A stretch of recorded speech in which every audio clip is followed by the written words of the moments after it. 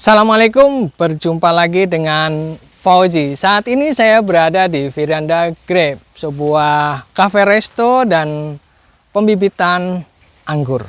Nah, seperti apa kisah dan ceritanya, kita akan ikuti terus sampai selesai video ini. Buat teman-teman yang suka dengan video kami, jangan lupa like, komen, dan share. Subscribe sekarang juga agar tidak ketinggalan dengan video-video saya berikutnya.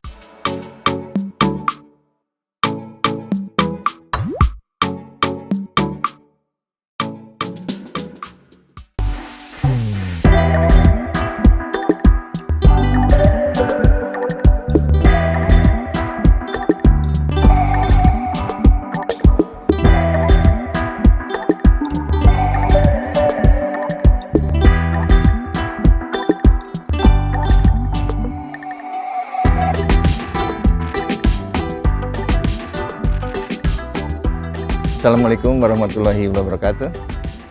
Nama saya Indra Sudarmojo, pemilik Viranda Grape Cafe yang berlokasi di Jalan Manggis nomor 9, Rangkapan Jaya, Depok. Kebetulan saya mengenal anggur baru sekitar 1 tahun, lebih sedikit. Tentunya kita sebut pengangguran, artinya orang-orang yang berkecimpung di anggur itu mulai di masa pandemi.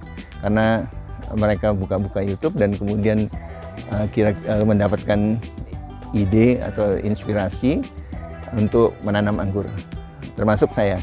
Jadi dari atas tadi itu ada beberapa yang sudah berusia sampai 1 tahun lebih 2 bulan lah, dan tapi yang lainnya yang di bawah trellis, kemudian para yang pendek itu baru sekitar 2 bulan atau 3 bulan yang lalu.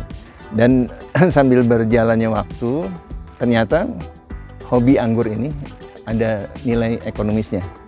Itu bisa jual cutting, itu batang rootstock, kemudian bisa jualan juga grafting, yang di grafting seperti ini yang udah disambung, kemudian ada yang sambung pucuk, dan kemudian ada tabu lampot, bahkan kemudian ada lagi yang kita jualan cutting yang tadi. Jadi karena ternyata di area Depok, Jabodetabek sini kebanyakan cutting itu masih didapatkan dari Jawa Tengah ataupun Jawa Timur, bahkan dari Bali. Jadi ada keinginan dari saya dengan beberapa rekan yang dari grup itu membentuk satu wadah yang kemudian kita tujuannya ingin membudidayakan anggur dan kemudian menjadikan bisnis anggur, karena bisnis anggur ini cukup menggiurkan karena ada beberapa segmen yang bisa kita dapatkan dari situ.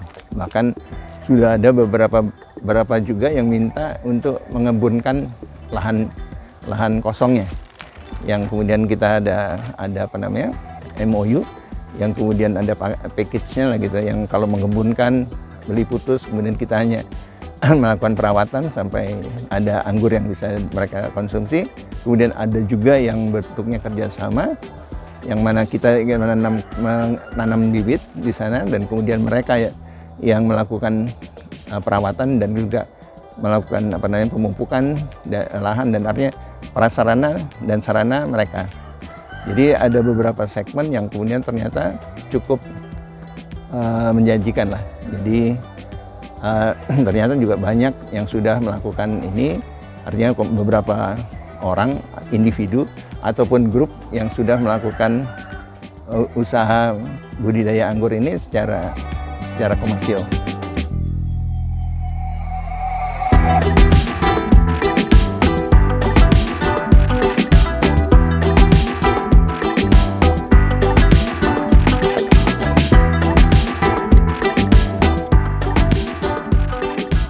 Kita lakukan hitung-hitungan di dalam menanam anggur. Anggur yang kita tanam itu, yang tadinya katakanlah berupa seperti ini, yang tadinya kita katakan ini harganya 125.000. Begitu kita tanam, itu jarak kita kurang lebih 1 bulan atau 2 bulan, itu harganya sudah berbeda. Artinya dia terjadi ada added value, yang tadinya peningkatan harga. Jadi yang tadinya 125 mungkin bisa jadi 300.000. Kemudian kita piara lagi sampai kurang lebih 3 bulan, dia mungkin sudah sudah naik ke para-para itu sudah kurang lebih sekitar 600 sampai 800 ribu. Jadi ada, kalau kita ibaratkan ini sebagai alat produksi ini ada added value di situ. Jadi setiap bulan dia harganya akan bertambah. Jadi di bisnis yang lain alat produksi itu kan selalu terjadi depresiasi. Tapi kalau di anggur alat produksi itu justru ada added value, artinya ada penambahan nilai yang kemudian sampai bahkan kalau sudah berbuah mungkin satu pohon kita katakanlah 1 juta atau 1,5 juta. Jadi kalau kita menanam sampai 400 pohon, berarti nilai yang sudah kita tanam di situ sudah sekitar 400 juta. Yang tadinya nilainya mungkin kalau 400 kali 125 ribu itu hanya 50 juta. Jadi penambahannya itu sangat signifikan. Jadi sangat potensial sekali untuk dilakukan untuk menggeluti bisnis anggur ini, karena itu yang artinya alat yang kita katakan tadi adalah yang kita besarkan. Tapi in the meantime, artinya selama waktu itu kita bisa melakukan produksi, artinya melakukan pembibitan sendiri dengan tadinya kita beli cutting, katakan cutting yang sekilo 80.000 isi 40, jadi kurang lebih Rp2.000. Kemudian Rp2.000 itu kita grafting, dan karena kita sudah punya pohon-pohonnya, berarti kita untuk mata tunasnya kita tidak perlu beli, karena kita sudah punya yang di grounding, yang sudah jadi indukan lah. Jadi kita tinggal potong, kemudian kita sambung. Berarti kan mata tunasnya tadi gratis, dan kemudian hanya kita katakan beli yang 2.000 tadi. Begitu disambung, ini kita sambung katakanlah di grafting ada 100 batang. Kemudian yang hidup katakanlah hanya sekitar 30%. Jadi sekitar 30 batang. Nah, 30 itu kali 125. Jadi itu berarti sekitar 3.750.000. Yang tadinya nilainya hanya 2.000 perak, tapi kemudian setelah 2 atau 3 bulan itu berubah menjadi sekitar 3.750.000.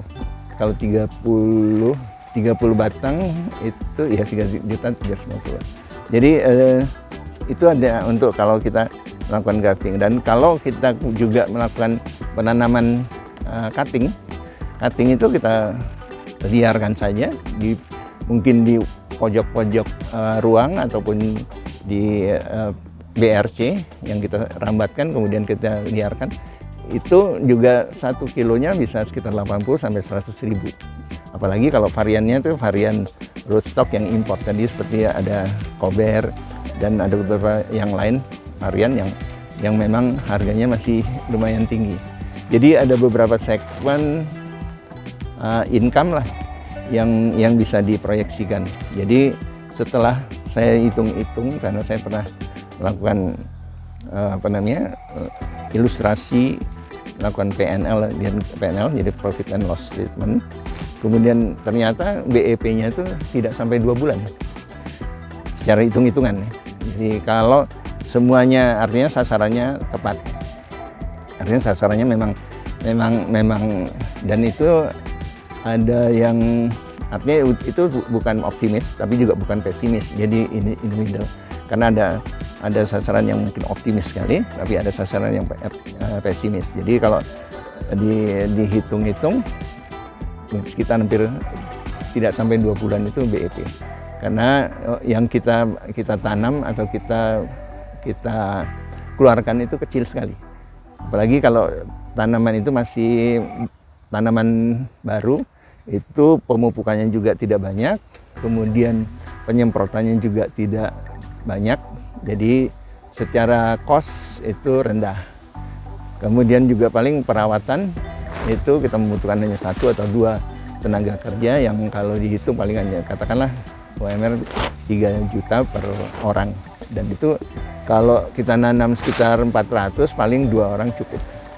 Jadi yang lain-lain seperti media tanam itu juga kita bisa dapatkan sebagian gratis, sebagian lagi juga kita beli bisa dengan dalam jumlah besar, itu harganya lebih ringan karena katakanlah sekam bakar yang biasa kita beli di lapak-lapak pertanian itu sekitar 15.000, kalau kita beli dalam jumlah banyak mungkin sekitar hanya 8.000. Gitu juga sekam mentah mungkin yang biasa kita beli 8.000 atau 10.000, kalau kita beli dalam jumlah besar itu hanya sekitar 5.000. Dan kemudian kalau di sekitaran tempat kita ada rumpun bambu, nah kalau kita ngambil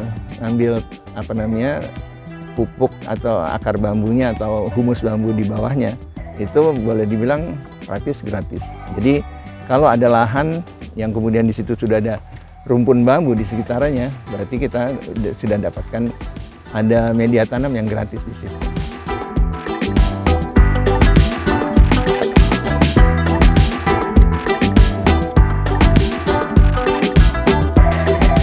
Memang ini yang saya ceritakan tadi adalah skala kebun ya. Tapi kalau skala rumah tangga itu sangat juga menjanjikan. Karena apa? Artinya yang tadinya kita harus beli anggur, kita tidak harus beli anggur. Tapi bukan hanya, artinya bukan seperti serta-merta terus kita bisa dapatkan anggur atau buahnya. Itu paling, sepengalaman saya itu setelah 4 bulan. Itu pun paling cepat. Jadi tapi rata-rata yang menanam anggur itu rata-rata baru ada klaster bunga dan mendapatkan buah itu setelah 6 bulan.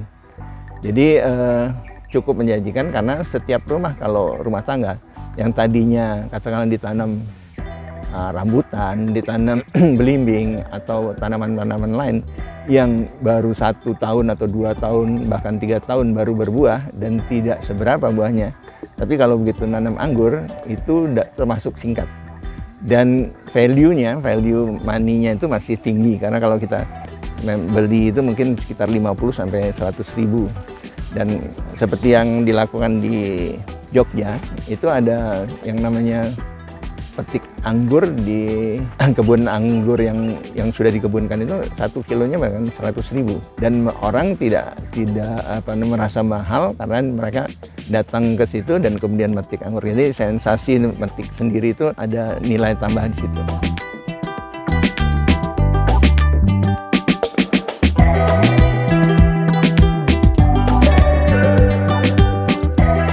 Ini memang saya dilakukan dengan satu kelompok komunitas yang kemudian bersama-sama kita melakukan pembibitan, kemudian kita nanti akan melakukan penjualan. Tapi ini sebenarnya ada kaitannya juga dengan karena kita ada lahan yang akan kita kebunkan.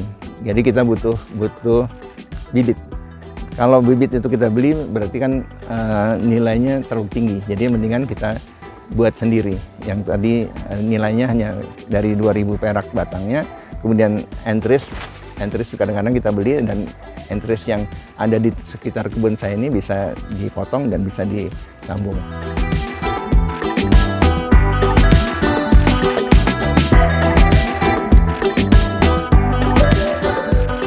Ini nanti kalau sudah siap, itu kalau kita jual itu antara 125 sampai 150 ribu, karena ada beberapa yang membedakan antara yang batang lokal dan kemudian ada yang cutting ini import. Jadi ada yang cutting import itu yang membedakan harganya, nanti harga jualnya. Jadi kurang lebih antara 125 sampai 150 bahkan nanti 200 ribu. Karena pohon bibit anggur ini ketika kita piara sebulan lagi, dia tingginya sampai 1 meter, harganya bukan lagi 125.000, tapi mungkin bisa jadi 200.000. Jadi dia akan terus bergerak harganya.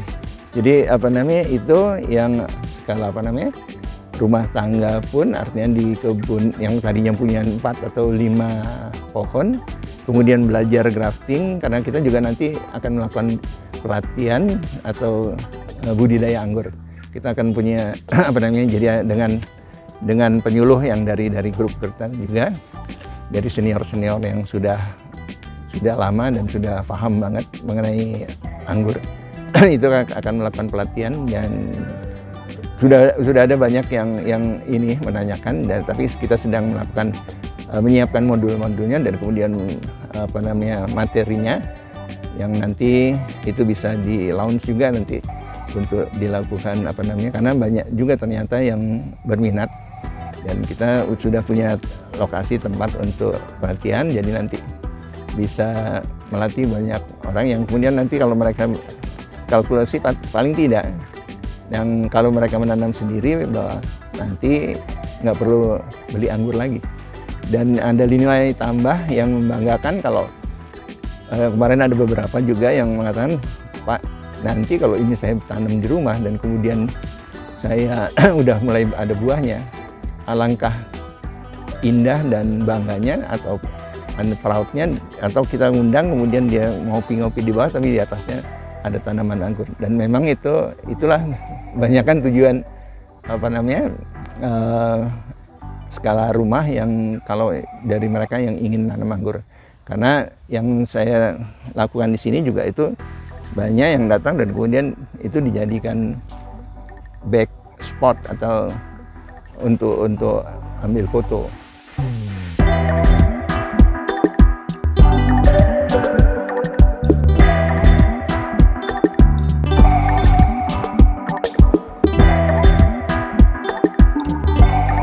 Jadi di sini yang kita tanam adalah sebenarnya lebih banyak varian yang genjah. Genjah itu istilahnya adalah mudah dibuahkan, mudah cepat berbuah, kemudian mudah ditanam, dan kemudian dia juga sudah terbukti tahan dengan hama ataupun jamur. Jadi itu ada beberapa varian yang seperti Jupiter, Ninel, Transfiguration, Jubilee, Baikonur, kemudian ada beberapa varian lagi yang memang sudah valid dan mudah dibuahkan. Karena ada beberapa anggur yang termasuk saya sendiri itu merasakan sulit dibuahkan karena udah sampai 1 tahun dan sudah beberapa kali lakukan pemangkasan, ternyata belum juga menunjukkan ada klaster bunga. Ya, berarti itu tidak kita rekomendasikan untuk para pemula. Jadi yang para pemula itu kita rekomendasikan untuk menanam yang genjah dan mudah. Karena kita tahu bahwa hampir semua individu yang begitu dia mulai menanam anggur, yang dia harapkan adalah bahwa sesegera mungkin dia bisa menikmati anggur, menikmati klaster bunga. Karena itu menjadi kepuasan batin lah hampir setiap orang yang mulai menanam anggur, karena dia sudah bisa membuahkan ini kayak tujuannya. Jadi kalau pemancing itu yang jadi momen paling nikmat itu kan kalau tarikannya mas ada ikan yang narik, nah kalau dia nanam anggur itu kalau nanti ada buah, udah ada klaster buah atau klaster bunga dan kemudian nunggu buah, itu yang ditunggu. Jadi kalau dengan menanam yang varian-varian yang sudah terbukti genjah dan kemudian tahan penyakit, jadi itu nanti lebih memudahkan untuk orang bisa berhasil di dalam menanam anggurnya.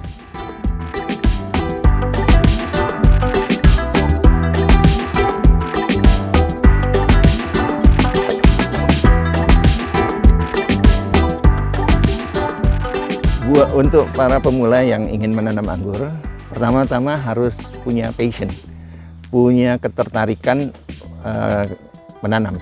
Karena kalau orang yang tidak punya ketertarikan, tidak punya passion untuk menanam, itu hanya ikut-ikutan. Saya sarankan untuk tidak melakukan ikut-ikutan, karena ada nanti kecewa. Tapi jadi sebelum menanam itu harus melakukan tuning dulu ketertarikannya, kemudian memang dia menggemari anggur dan memang punya passion untuk bercocok tanam. Jadi itu dulu, dan kemudian setelah itu cari varian yang memang genjah untuk memudahkan jadi nanti dalam perawatannya, memudahkan di dalam proses pembesaran dan pembuahannya nanti. Itu dua. Jadi bibitnya itu harus yang memang sudah varian yang ganja. Dan kemudian ketiga, di dalam melakukan penanaman nanti harus dilakukan dengan tidak sembarangan. Jadi harus dibuat lubang dulu, paling tidak 50 kali 50, kemudian kedalaman 50 atau 60 kali 60, kedalaman 60, kemudian diisi dengan media tanam yang benar. Media tanamnya itu ada sekam bakar, sekam metah, kemudian ada humus bambu atau akar bambu, kemudian ada kompos daun, ada ini katakanlah tanah, bisa tanah lemang atau pasir bernutrisi. Yang saya lakukan adalah mengambil pasir dari selokan, yang mana itu saya yakini itu cukup bernutrisi karena banyak, kalau kita angkat banyak cacingnya. Dan kemudian juga ada ditambahkan dolomit, itu untuk menghindari keasaman tanah, dan kemudian juga ada pupuk dasar yang kita masukkan ke situ. Jadi kalau itu persyaratan itu kemudian dipenuhi, itu dimasukkan ke dalam lubang dan kemudian tunggu sampai 1 bulan. Sampai nanti ada tanaman liar yang tumbuh, itu baru di grounding ke situ. Dan kemudian yang ketiga, jadi persyaratannya adalah media tanam yang benar. Kemudian yang keempat itu adalah full simat. Sinar matahari itu full. Jadi anggur ini membutuhkan sinar matahari yang full untuk dia melakukan fotosintesis sehingga dia sempurna perjalanan untuk menjadi vigor, menumbuhkan batangnya, kemudian nanti pada saat dia menumbuhkan tajuknya, dan kemudian setelah itu juga dia membutuhkan juga nanti pada saat pembuahan. Dan pembuahan itu juga dia akan berbunga dan berbuah lebat kalau dia sinar mataharinya full.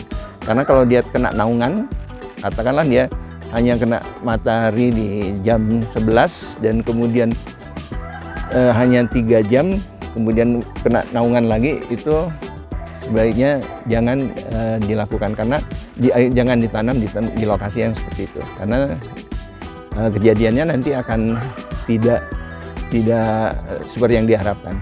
Jadi kalau dia full matahari itu akan sangat membantu. Jadi persyaratannya ada 4 itu yang utama. Selain itu tentu setelah itu adalah dengan pemupukan semasa vegetatif dan pemupukan semasa generatif nanti. Dan ada juga penanggulangan hama atau penanggulangan jamur yang harus dilakukan secara rutin kalau misalnya ada serangan. Kalau saya prinsipnya kalau karena di daerah Depok sini kan hujannya sampai Bogor itu kan hujannya cukup tinggi, sehingga kemungkinan untuk terjadinya tumbuhnya jamur itu sangat tinggi dibanding dengan daerah yang kering. Jadi ada beberapa pakar atau pengamat dari pertanian juga bahwa sebenarnya di daerah hujan itu anggur kurang cocok untuk ditanam karena kecenderungannya akan sering terkena jamur. Tapi kenyataannya yang saya lakukan di sini adalah dengan melakukan tindakan preventif untuk penanggulangan jamur, itu ternyata tajuknya atau pohon atau daunnya itu selamat dari jamur. Jadi kalau ada hujan, besoknya lakukan penyemprotan. Jadi setiap ada hujan, lakukan penyemprotan. Karena yang tadi sudah nempel di daun, penyemprotan entah itu fungisida atau yang organik kita siram, kita semprot, mungkin dia nempel, tapi begitu kena hujan dia runtur. Jadi butuh disemprotan kembali. Itu yang saya lakukan.